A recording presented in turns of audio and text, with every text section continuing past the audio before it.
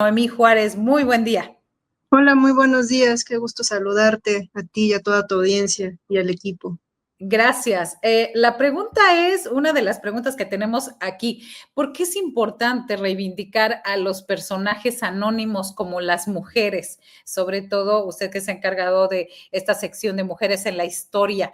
Hay nombres que algunos es la primera vez que los escuchábamos, otros que nos sorprenden porque no nos sorprende la vida, sino nos sorprende que no se hayan visibilizado. ¿Qué es lo que pasaba ahí? ¿Qué es lo que pasa? ¿Y cuál es la intención desde la Subsecretaría de Educación hacer esta visibilización? Muchísimas gracias. Gracias también por el espacio. Efectivamente, una de las tareas que desde hoy se tiene es participar en esta sección en las Mañaneras del Pueblo, que todos los jueves está encaminada a hablar acerca de las mujeres en la historia de nuestro país, estas mujeres que han participado en las grandes transformaciones, en las revoluciones sociales de México.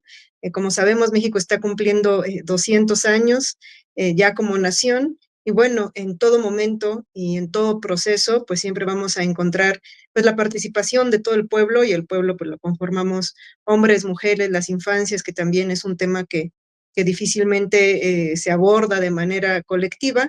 Y bueno, la intención de estos jueves es visibilizar a las mujeres. Algunas tenemos nombre, yo creo que en el proceso de revolución, que es el que estamos conmemorando hoy, 20 de noviembre, pues estoy segura que hemos escuchado tal vez el de Carmen Cerdán, que es una de las más reconocidas, pero incluso dentro de su propia familia, como pudimos escuchar el jueves anterior, pues tenemos a la otra hermana, Natalia Cerdán, o a la madre de ellas, que es también Carmen Alatriste, o Filomena.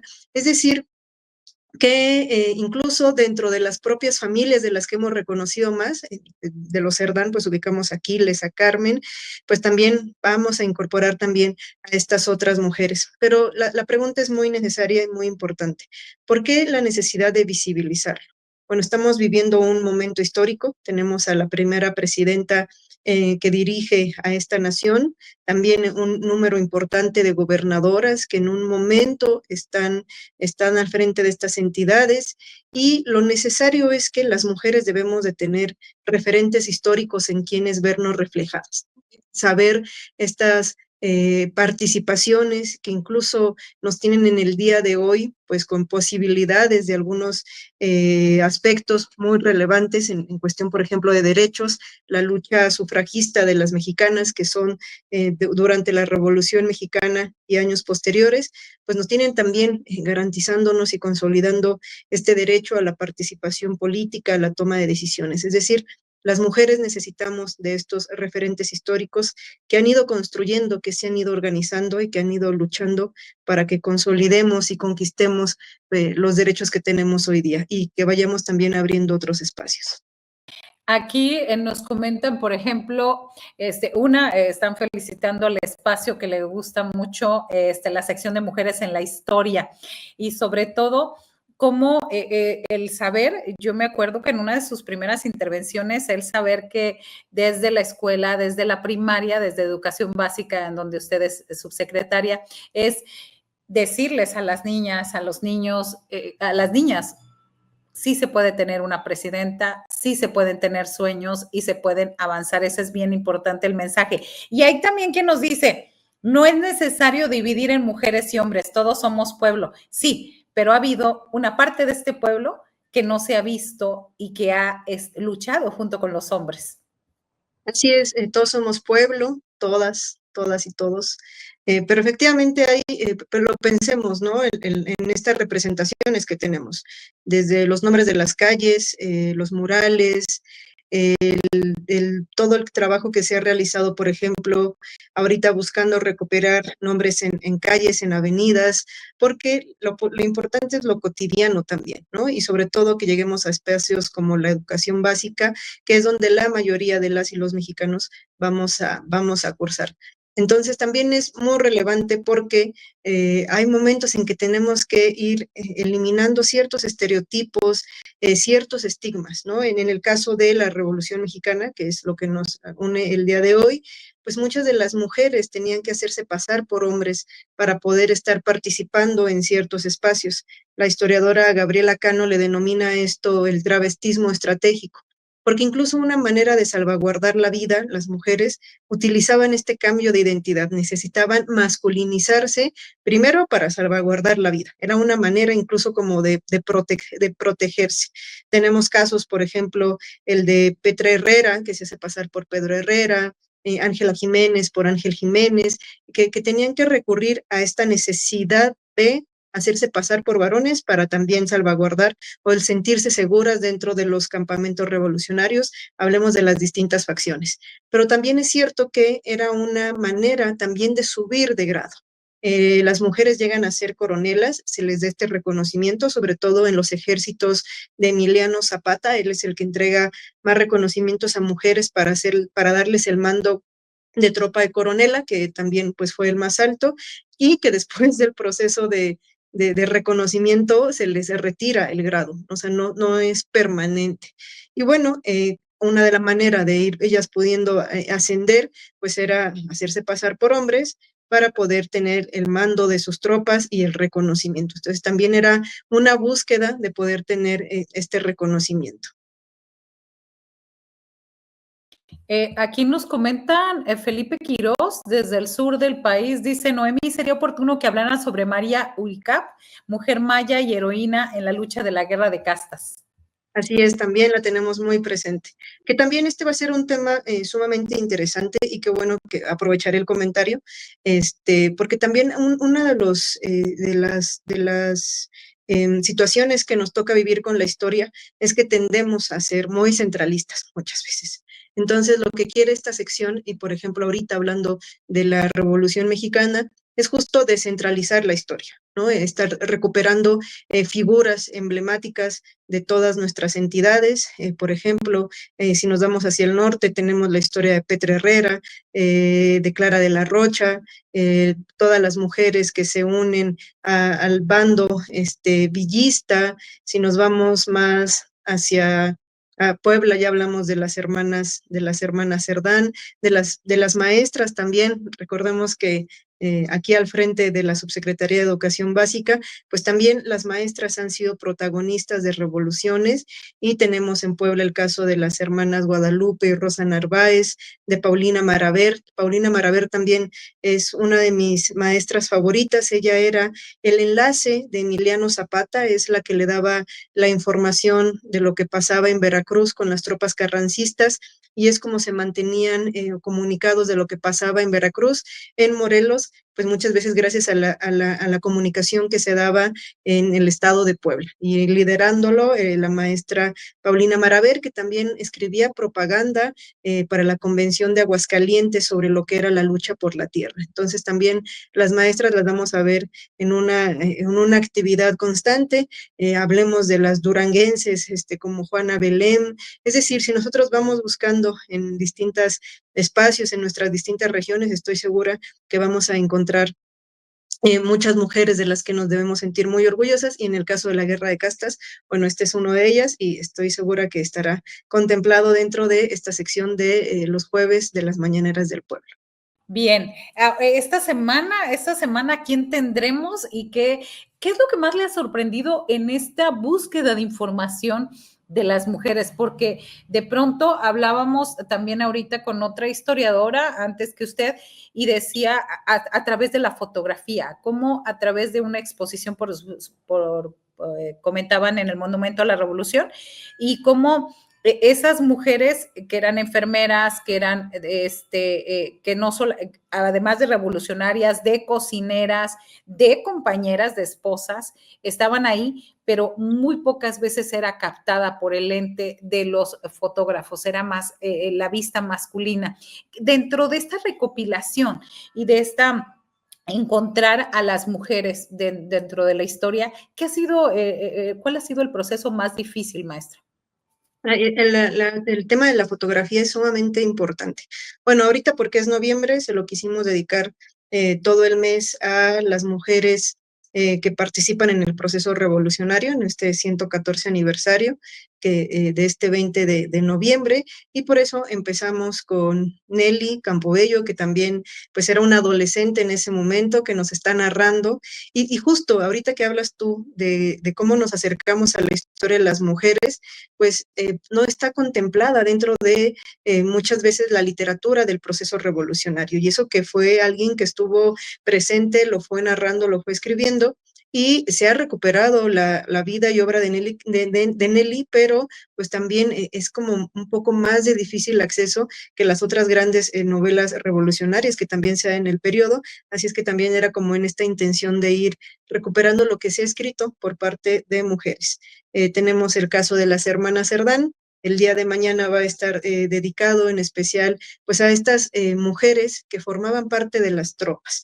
También estaba yo leyendo aquí una de las preguntas del por qué, de estas que no tienen nombre y apellido como tal, y por qué van a ser importantes. Porque muchas veces, otra vez, tendemos a personificar la historia. Lo que no queremos es que a mí me decían mis maestros, no se trata de bajar a Miguel Hidalgo y a Morelos y subir a Leona y a Josefa, porque estaríamos repitiendo esta misma historia de bronce, de personificar, de alejarnos de los personajes, de alejarnos de la parte colectiva, de entender estos procesos como una lucha de todas y todos. Entonces, es importante no personificar tampoco la historia de las mujeres, sino hablar en colectivo. Y en este colectivo, pues las soldaderas, las adelitas, las mujeres que formaban parte de estos campamentos, que están ahí y están retratadas, solamente que muchas veces nuestro ojo está encaminado a otro tipo de narrativa.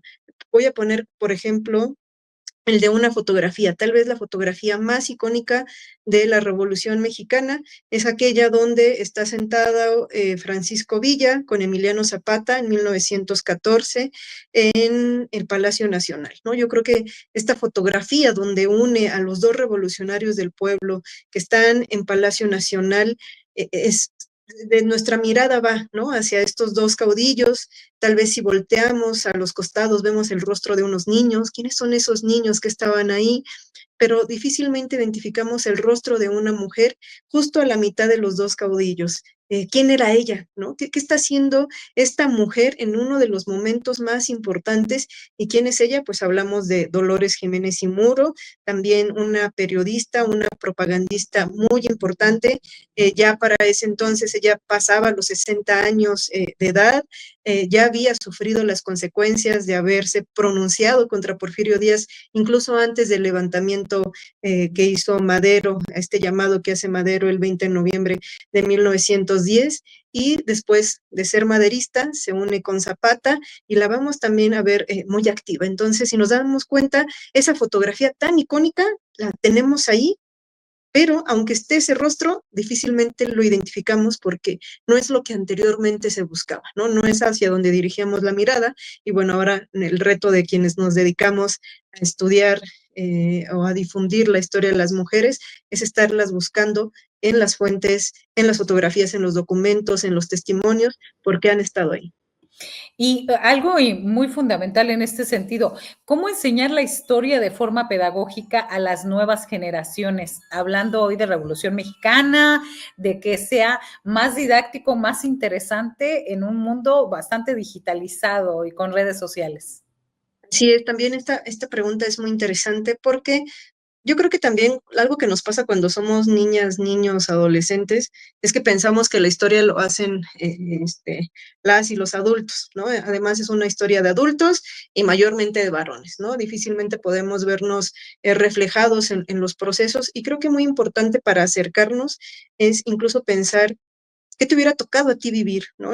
Las condiciones, porque lo mismo, de los 6 millones de personas que, perdón, no, la cifra es en otro periodo.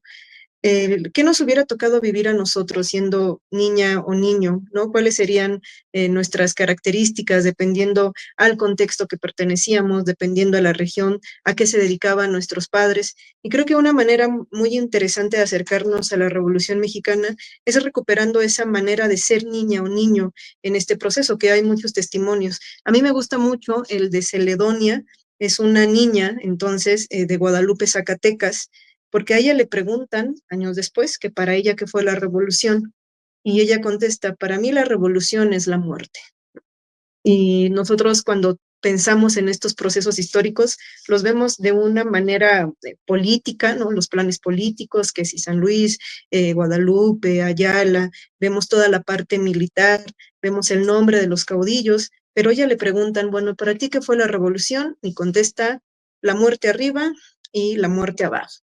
¿Por qué? Porque en su experiencia dice que cada que llegaban las tropas, la familia la tenía que esconder en un pozo. Y entonces en ese pozo, pues ahí a esperar hasta que se fuera la bola, le echaban unas tortillas, unos rebozos y ella decía, "Oh, me quedaba ahí a esperar la muerte, ya sea de frío, de hambre, pero si también estaba yo arriba, fuera del pozo, pues también nos podía llevar la bola. Así es que para mí era la muerte arriba, la muerte abajo. Son experiencias de niñas, de niños adolescentes, pues que les toca vivir este momento y que va trastocando vidas, que va tocando la vida cotidiana de las personas, va cambiando, ¿no? Incluso la manera en que conviven, en que nos relacionamos. Hay otros testimonios muy interesantes, por ejemplo, que tienen que ver con 1918. Justo en nuestro proceso revolucionario, México está viviendo otra pandemia, que yo creo que también de eso se habla poco. Estaba aquí la gripe española, como se le denomina. Entonces, nada más imagínate todo el contexto. En una revolución, en un conflicto interno muy fuerte, y además de todo, pandemia, ¿no? Si recuperamos lo que vivimos nosotros con COVID, imagínate en un proceso como el que se estaba viviendo en nuestro país. Así es que la situación de hambruna, la situación de falta de cosecha, de alimentación, pues también va a impactar mucho en la vida de las personas, y los testimonios de las mujeres o de las niñas dicen, bueno, es que en el año del hambre, hacen referencia cuando estaba esta pandemia también en nuestro país, dicen, bueno, pues es que ya dice, con el respeto de quien me esté escuchando, de quien me está haciendo la entrevista, dice, pues nos quedamos sin comer, ya no había ni semilla, ya no había raíces, y nos tuvimos que empezar a comer al burro, al perro. Es decir, muchas veces pensamos estas revoluciones muy políticas, pero sin duda estaba transformando la vida de todas y todos los mexicanos. Aquí varios, gracias, muy importante sus comentarios. Aquí tengo dos comentarios rápidamente. Dice Arturo Neri, gracias por la columna. Hay una gran cantidad de mujeres participantes en las luchas en uno y otro bandos. Las mujeres cuicatecas que en 1902 formaron un grupo que se vinculó al magonismo. Así que ahí está dando el tip. Y hay otro comentario que nos está pidiendo desde que empezó el noticiero y sabía que usted iba a estar por aquí. Marta, no se le olvide preguntarle por qué es el desfile deportivo, si es referente a la revolución, por favor. ¿Por qué? Sí. ¿Por qué cambió? ¿En qué momento cambió de ser algo conmemorativo a la revolución, ahora ser una cuestión casi, pues un desfile deportivo? Sí, es un desfile deportivo. Todos los eventos, pensemos incluso en el propio de la independencia, se han ido modificando, ¿no? Es muchas veces relacionado a incluso la narrativa que se quiere dar. Pensemos, por ejemplo, en la independencia, pues muchas veces hubo una selección de a quién conmemorar y a quiénes no. Entonces, dependiendo muchas veces quiénes estaban en gobierno, pues se decía, bueno, Iturbide, ¿no? Y luego otra vez se recuperaba la figura de Miguel Hidalgo. Entonces, mucho de la manera en que nosotros tenemos conmemoraciones, pues también va impactado en justo las transmisiones que se quieren dar, ¿no? Pensemos, por ejemplo, que en la administración pasada hubo un año dedicado a Leona Vicario, algo que también no se había gestado en contextos anteriores. O reflexionemos también, yo creo que es un tema muy importante, quienes se enuncian en los gritos del 16 de septiembre, bueno, del 15, que es cuando se hace la ceremonia, y muchas veces lo que se va recuperando de estos personajes también nos da una línea de cuáles son las características que se quieren enunciar, y bueno, en el contexto también de la Revolución Mexicana va pasando lo mismo, van cambiando las conmemoraciones, no es un proceso tan festivo en el sentido del grito de la independencia, sino que se fueron incorporando actividades sumamente deportivas y que además tenían que ver con las instituciones que emanan de la revolución. ¿Cuáles son las instituciones que emanan de la revolución? Pues la educación, ¿no? Una herencia que además es un muy buen tema para tocar ahorita relacionado con el trabajo que estoy realizando, es que producto de la Revolución Mexicana va a ser la fundación de la Secretaría de Educación Pública. Es una de nuestras grandes instituciones, es una de las grandes herencias, se vuelve una prioridad dar respuesta al artículo 3º constitucional, y entonces, pues si nos vemos a los desfiles, ¿dónde se están practicando los desfiles? Pues es en las escuelas, ¿no? Es una iniciativa muy ligada a las instituciones que se crean después de la independencia, como lo van a hacer la educación, la consolidación ya de nuestras fuerzas, las instituciones que van desfilando también muy ligadas a las que se van creando después de la Revolución Mexicana. Muy bien, pues muchísimas gracias, subsecretaria de Educación, Noemí Juárez, y bueno, la titular de ahí de Mujeres en la Historia. Estaremos muy al pendiente en este jueves y todos los demás.